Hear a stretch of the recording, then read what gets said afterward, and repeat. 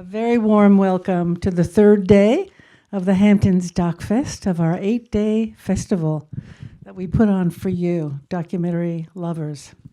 I'm Jackie LaFaro, most of you know me, and I am very happy to introduce the award-winning film today, Nuns versus the Vatican. This inspiring film follows Gloria, a former Italian nun who breaks 30 years of silence to name her abuser. And deserving of this festival's Human Rights Award is director Lorena Luciano. Lorena, please come.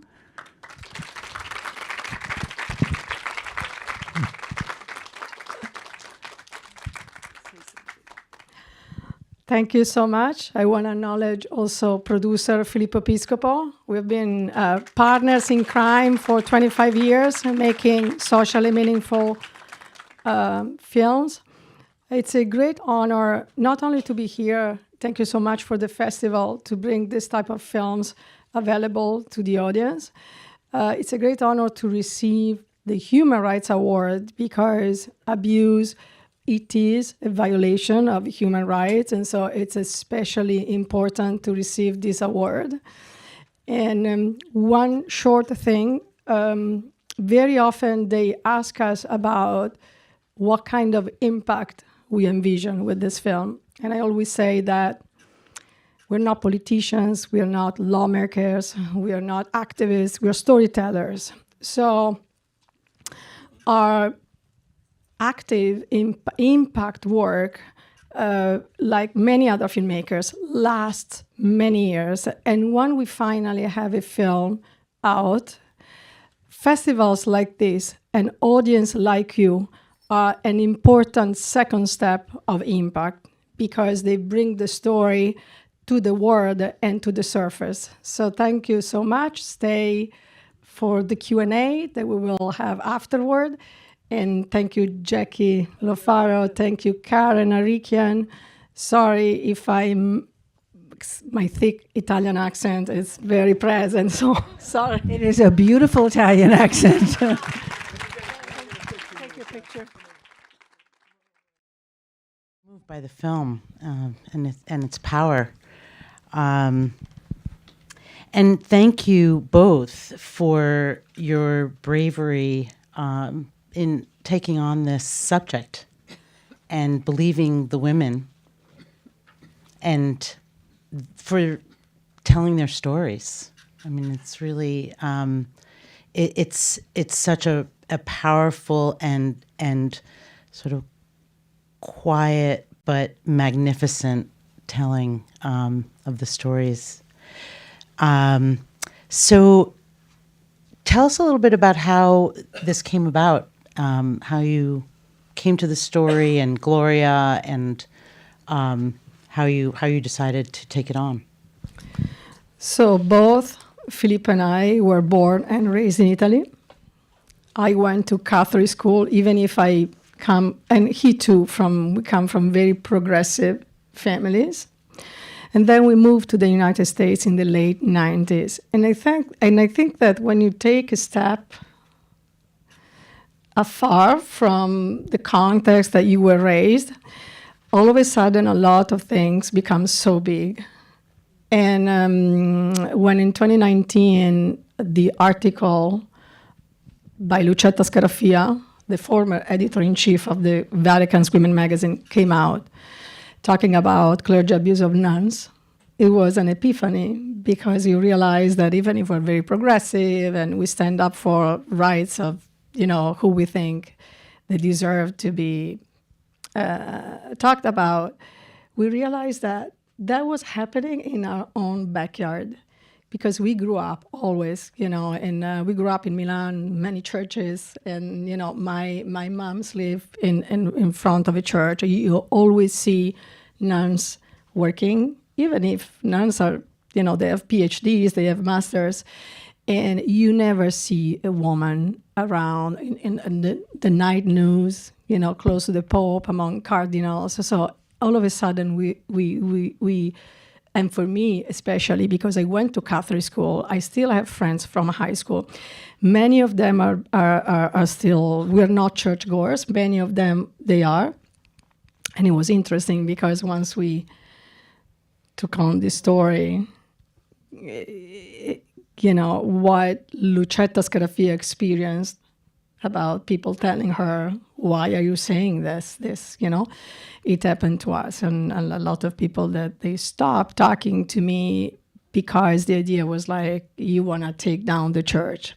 That's not, it was not my interest. I was so appalled that something like that could happen. And when I read the article, I was just drawn. It was pure curiosity to dig into something that it had been so close to me, and I didn't have any idea that such thing existed.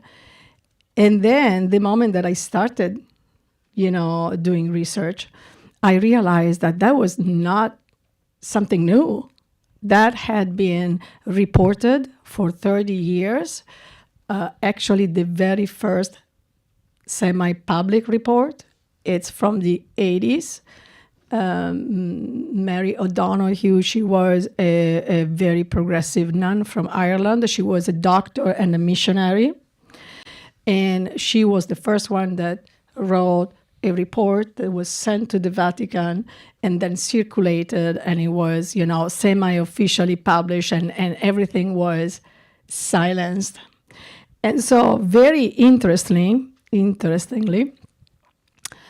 it was not just doing research of the abuse was taking place, but what really compelled us to make a film is that we realized that since very early on, the system of cover-up was a perfect oily machine, an oiled machine. And so that was really what triggered us.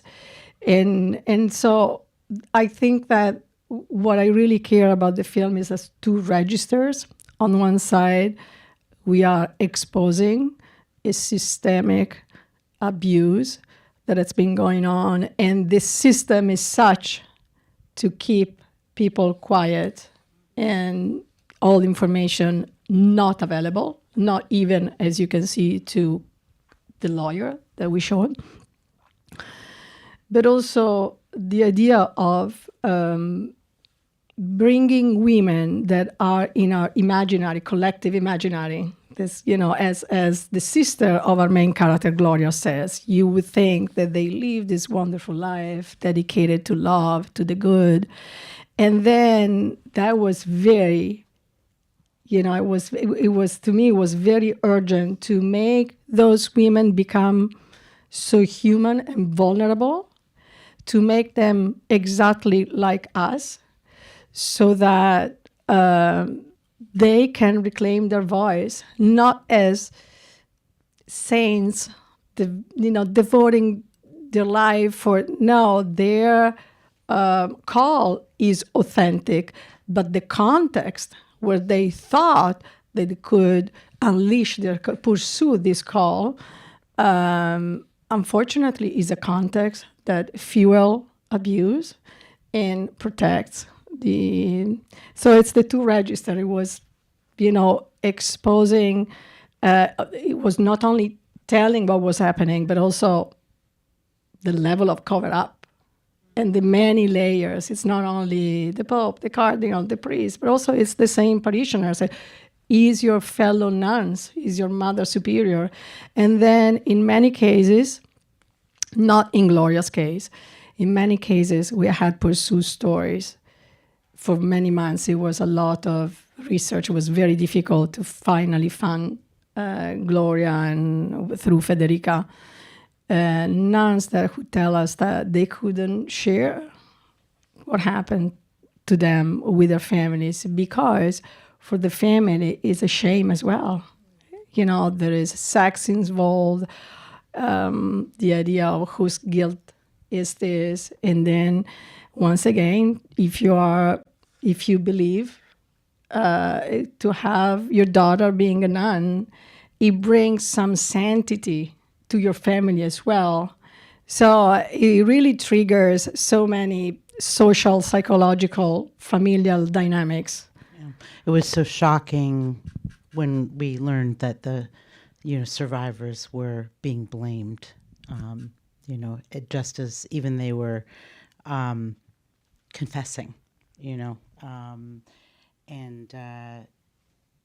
So one question is, why do you think the story about sexual abuse in the church has been so centered around the men and men who've been abused, and the women have not received that same care and attention? Why is that?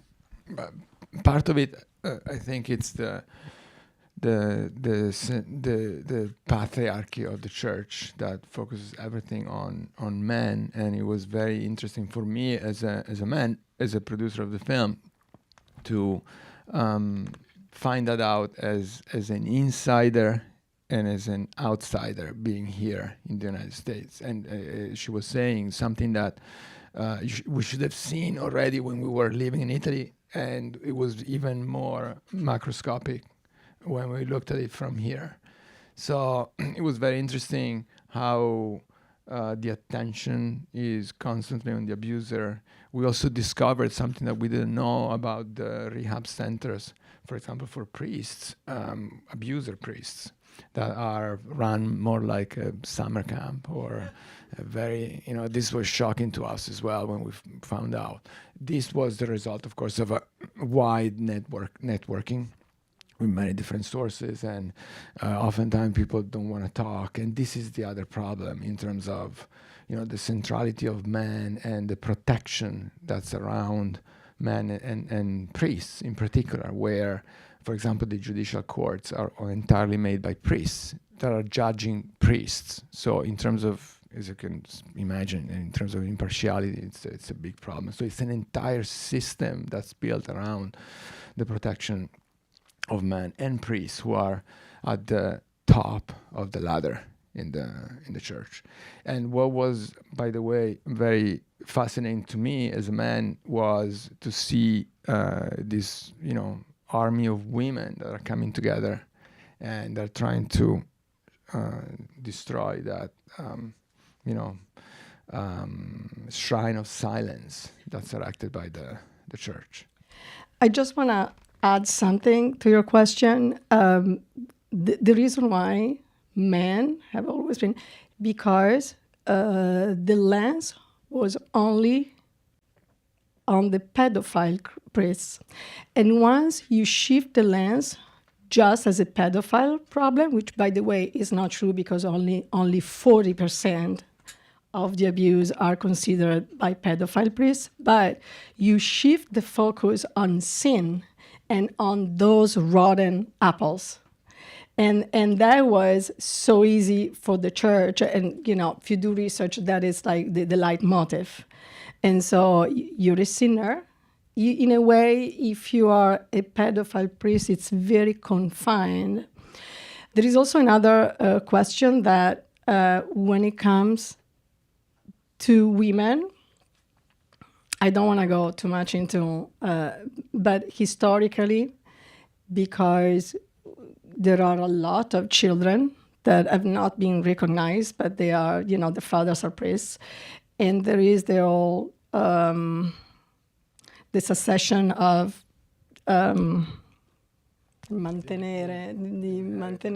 the inheritance and the whole idea of to be careful not to pass the name of a priest onto a son that could have been born. So there are many factors that are all cultures, but also very economical. So interesting. The aesthetic choices that you make are just magnificent throughout, whether, it's the focus on the hands and the hand motions of the nun as she's talking about her abuse, and she's pressing the table to the ivy on the walls as we're in Rome, or the drone shots of Slovenia.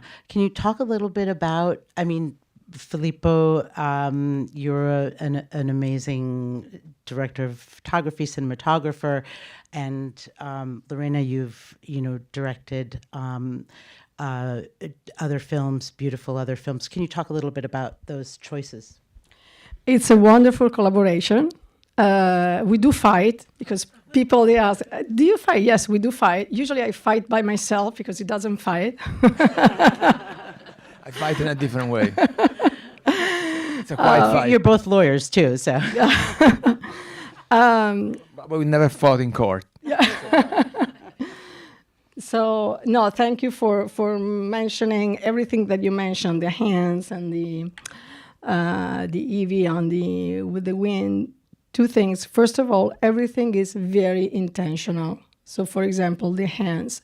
The idea of the hands, it was because this has been not talked about with words. And so the idea to bring very often hands in the foreground, and it's the anonymous nun that you mentioned, but also the priest, but also the researchers. Somehow there is an effort, but also sometimes this effort is being stopped by the institution when it comes, for example, to the Jesuit who talks, and we know who he is.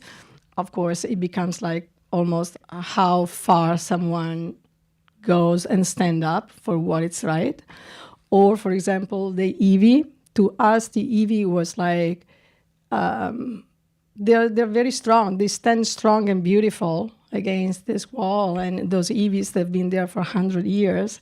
And so the idea that this wind comes, it's the idea that something is happening, and it can shake them, but they're standing strong. And so this idea of beauty was always at the foundation of all discussions about photography, how make sure that the beauty of these women, the courage, prevails the ugliness of the abuse. And just to add into this concept was also the idea of not portraying these women as victims and sad and weak, but this is what we tried to do with the cinematography, meaning portray them as beautiful women, strong women, resilient women, and also in my case as a cinematographer, using contrast also to portray the dark side of this story on one side, but also the beauty and the resilience and the rebirth of these women when we show the brightest side of the story in terms of cinematography, in terms of color, in terms of exposure. Beautiful, thank you. I think we have time for one or two questions, yes? They removed his mosaics or artwork, but they didn't remove him? Did I miss? They removed his mosaics from the website. From the websites only. Yeah. So some of the most important and famous mosaics that he did are still Lourdes and Fatima, who are, as you know, the two of the most important pilgrimage sites. And the debate is still ongoing. Should we remove those mosaics? Should we keep them? So we really are thankful, for example, to the Bishop of Lourdes, who covered the mosaics in Lourdes. Only temporary. With Temporary, of curtains. course. Yeah, but at least he did something. Fatima refused to. One other quick question. Maybe this is stupid, but couldn't the police or a judge in Italy bring charges and let go of the, the cutoff? What do you call it? I can't come up with the word. Statute of limitations. Thank you. Unfortunately, no. I mean, When they don't want to bring down the church, I would imagine. No, but it would be the same thing here. Although here for minors, for example, they open windows, which is an incredible thing that they are pushing to do. Also in Italy, it will be very difficult because, Italy is the home of the Vatican for hundreds of years. So really how politics and church are one thing, it's a reality. But the truth is, once the statute of limitations it's in place, you cannot. So the answer is no, they cannot. Legally, they cannot. Sadly, we're at time, but can you just tell us how people can spread the word about the film and how they can tell their friends where to see it? So for now, we don't have a distribution yet. So to come to festivals like this, it's very important so that we bring the film to you, and you will bring this issue that is not talked about to all your friends. Vote for the audience. Right now, we don't have a distribution yet. So Social media? Exactly. Okay. We are active on Instagram and on Facebook for now. And please follow the page, share the page, like the page, and so that we show to distributors that there is an interest from the audience to see this film. And please, if you like the film, vote for the Audience Award. Thank you, Susan.